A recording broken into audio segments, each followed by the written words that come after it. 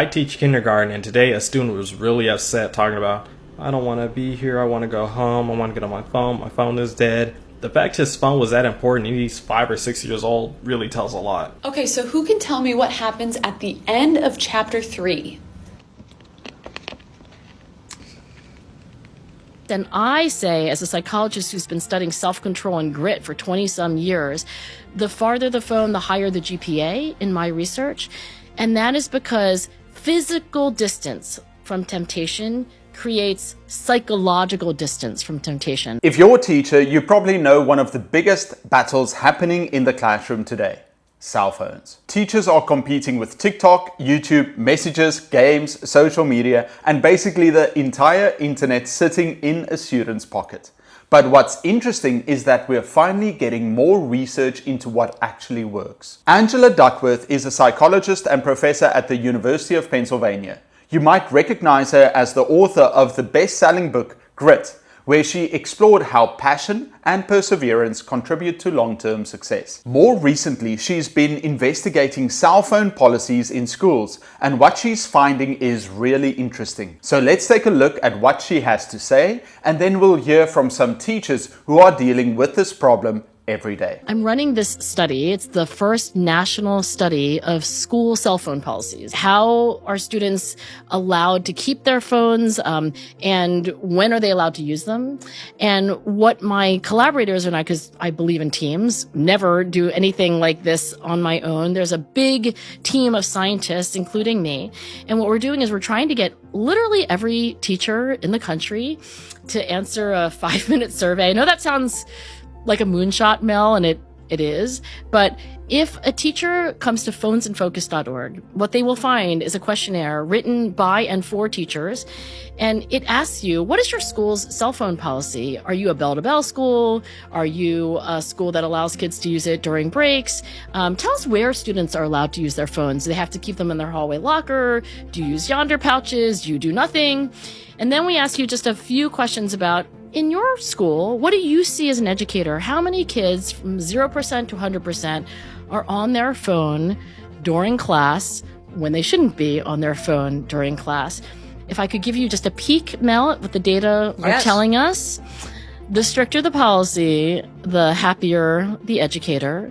The stricter the policy, the more on task kids are academically. And in particular, what I'm finding interesting is the farther the phone physically, so some schools allow kids to keep them in their pockets or in their backpacks. Like, they might say you're not allowed to use it all day, but you can physically keep it wherever you want, even if it's like directly on your person. Half of the schools in our sample are saying no show. So like, keep it wherever you want. I just don't want to see it. Don't ask, don't tell. Those schools don't do very well. No. The schools that say, we want you to physically put this somewhere which is far from you, they're having better outcomes. And I say, as a psychologist who's been studying self-control and grit for 20-some years, the farther the phone, the higher the GPA in my research. And that is because physical distance from temptation creates psychological distance from temptation. So if you are a parent or you are a teacher and you think there's a temptation in the life of a young person or yourself that's not doing you any good, literally keep it away. So you talk also about how you can change your environment in order to protect your focus. What are the top things that you want us to be doing related to the phone? So I think if you want anything to be in your life more, if you want it to be top of mind, by the way, about half of the things that we don't do, it's simply because we forget. Right? So the things that you want to be reminded of, literally put them front and center. So what you want in your life, put it within your personal space. What you want out of your life, hide it. I mean, you could eliminate it altogether. I think physical distance equaling psychological distance is an enormously powerful tool, and you can literally exercise it immediately. This is the part I find really interesting. It's not necessarily enough to tell students, don't use your phone.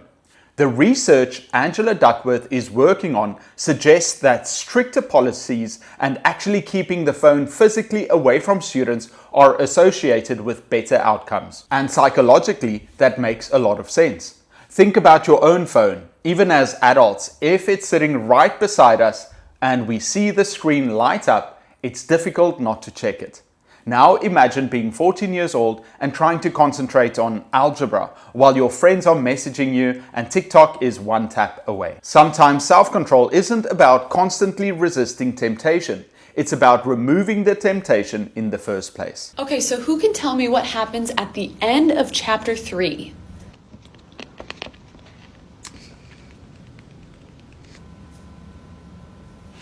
Can anybody tell me what happened at the end of chapter 3? Anybody? We were all listening to it at the same time.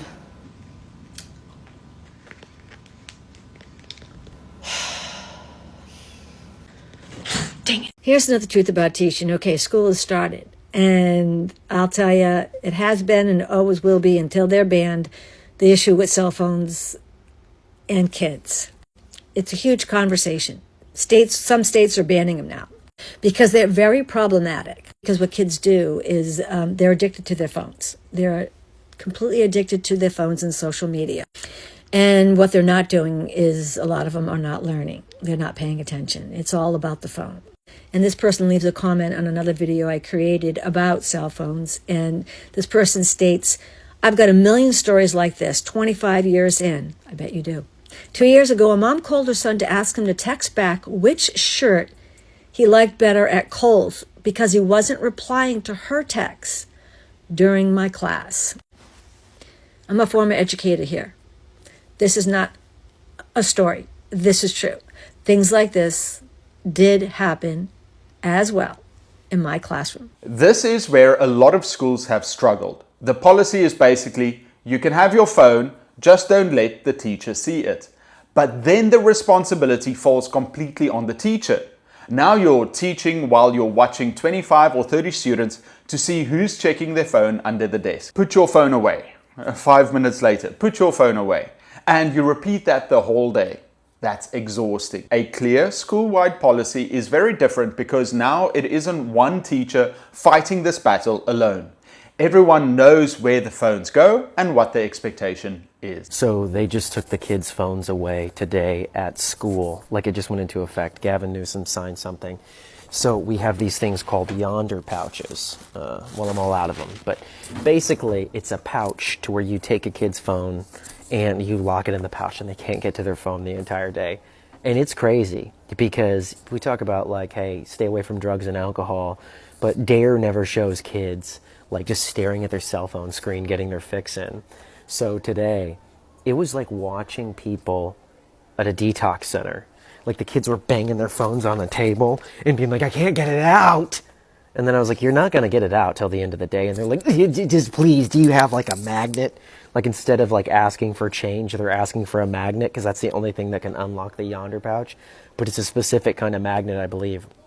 And so at the end of the day, they go to the office like prisoners getting the slop slapped on their cafeteria tray, and they get the magnet and they see their phone and they're like, oh. It's crazy watching them. Like it's, I feel like the entire school has turned into like the front. The entire school has turned into the front of a 7-Eleven store. The kids are just like, ah.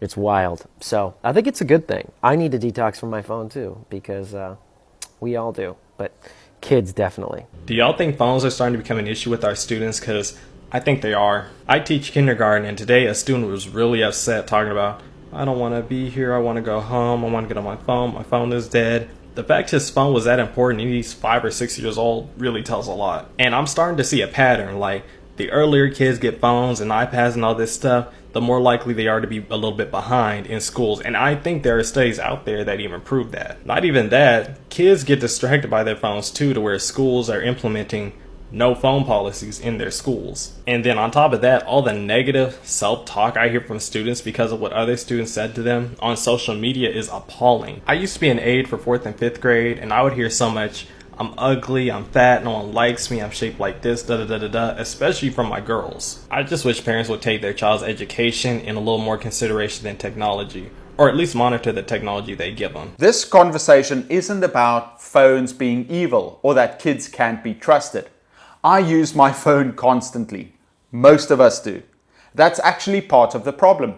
These devices are incredibly difficult to ignore. So maybe asking a teenager to keep a smartphone in their pockets all day and simply have the self-control not to check it isn't particularly realistic. If putting phones in a locker, a pouch, or somewhere away from the students helps them concentrate, talk to each other, and allows teachers to actually teach, I think that's worth considering. Sometimes changing the environment works better than constantly asking students to make the right choice. Halfway through the project, I had 5 kids come up and say, "Can we do something else now?" And that was the moment I realized our kids don't know how to stick with something anymore.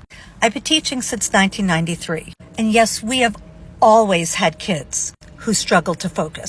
But what's happening now is on a whole other level. If you're just meeting me, I'm Melissa, and I have been teaching forever. About 7 to 10 years ago, I started to see a shift. Suddenly, every child had a phone or tablet, and parents, understandably, were using them to keep their kids quiet. Of course, I did it with my own kids sometimes too. But now it's different. Kids aren't playing outside. They're not learning how to be bored. They're not learning conflict resolution skills. And they don't know how to listen or sit still anymore. I used to show a movie that connected to our lesson, and the kids were so excited. Now I've got kids asking to skip it. They literally can't just sit and watch. Do you remember how it used to feel when the teacher would pull out the cart with the big TV and the VCR attached? Yeah, not anymore. Now kids need constant stimulation. So yes, focus issues have always been around, but nothing like what I've seen in the past decade. After hearing the research and listening to these teachers, I think the biggest question isn't whether phones are distracting. Most teachers already know they are. The real question is, what should schools actually do about it? Should phones stay in backpacks? Should they go into lockers or phone pouches? Should schools have a complete ban? Or do you think students need to learn how to manage their phones themselves? If you're a teacher, I'd especially like to hear what's happening at your school. What's your phone policy and does it actually work? Let me know in the comments. Thank you for watching, and I'll see you in the next video.